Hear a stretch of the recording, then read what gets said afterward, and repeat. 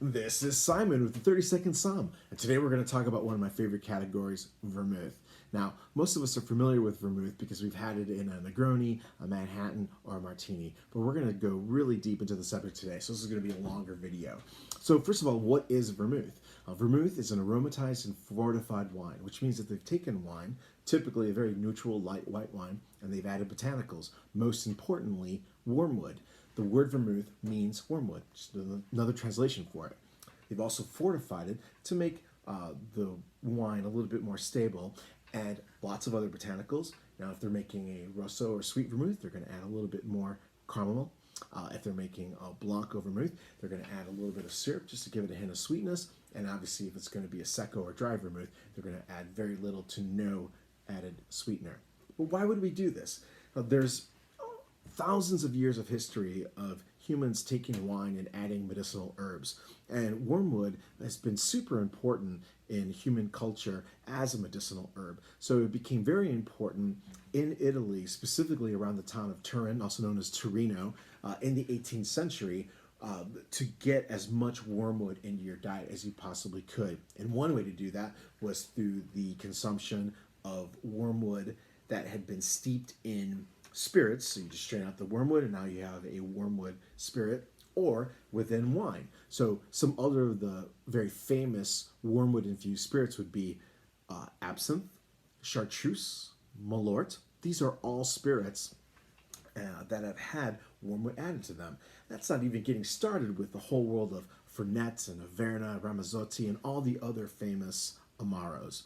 Now, what we're going to talk about today is this absolutely delicious vermouth from Spain. So although vermouth, as we know it, started in Torino, Italy, the Spaniards embraced it, and they have a very strong vermouth drinking culture, just as the Italians do. As a matter of fact, in Spain, they have what is known as La Hora de Vermouth, which is basically, it's right before lunchtime, you get together with your friends, and you have a vermouth aperitif before you start ordering your tapas. So it's a very social drink.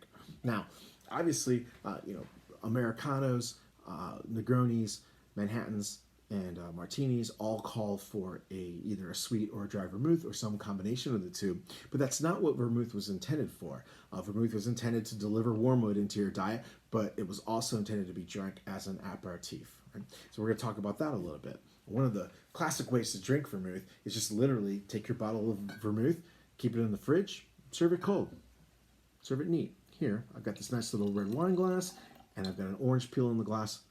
It's absolutely perfect, absolutely delicious. Another popular way to do it is to serve it on the rocks. So here I'm going to take the Blanco vermouth, and I've got a really nice wine glass here with a slice of lemon and a slice of blood orange, just because they were fresh in the market today. And pour that on top. And that's absolutely delicious as it is. Now, the red or sweet vermouths are typically garnished with an orange, but some people prefer one or the other. And the dry vermouths or Blanco vermouths are typically enjoyed with a lemon, but again, you can change it to whatever it is you like. Another great way to drink vermouth is with a splash of soda. So I'm just going to use here the unsweetened flavored soda water that I drink every day. I'm just going to add a splash to it. On a hot day, I might do half and half with lots of ice to make a low alcohol, very refreshing drink. But tonight, I'm just going to have it with a little splash in there, and it's going to be delicious with that lemon and that blood orange slice. Now, another great way to drink it is as the main ingredient in one of your favorite cocktails. So, for example, instead of making a traditional martini where you're going to take mostly gin and a little bit of vermouth, I'm going to make what's known as Queen Elizabeth. So what I'm going to do here, I'm going to take a couple ounces of the Blanco vermouth, got that measured out here, and I'm going to add an ounce of a really high quality botanical gin, such as the Uncle Val's. I've already pre-garnished my glass with a lemon slice. Just going to give it a little stir.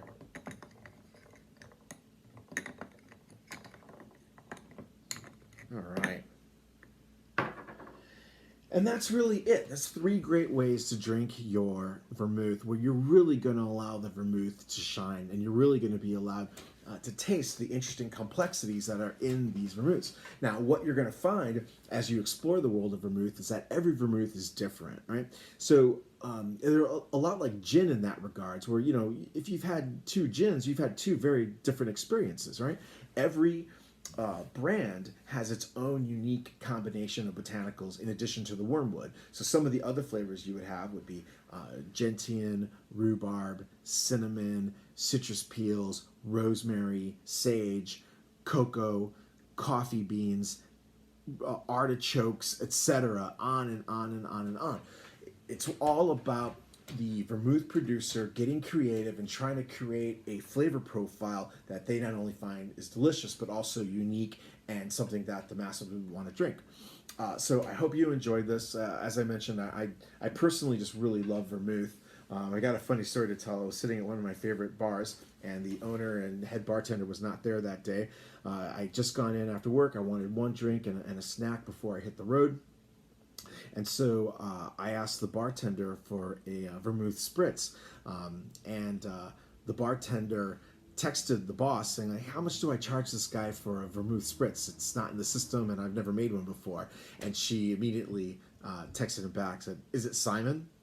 Because she knew that I'm a big fan of vermouth.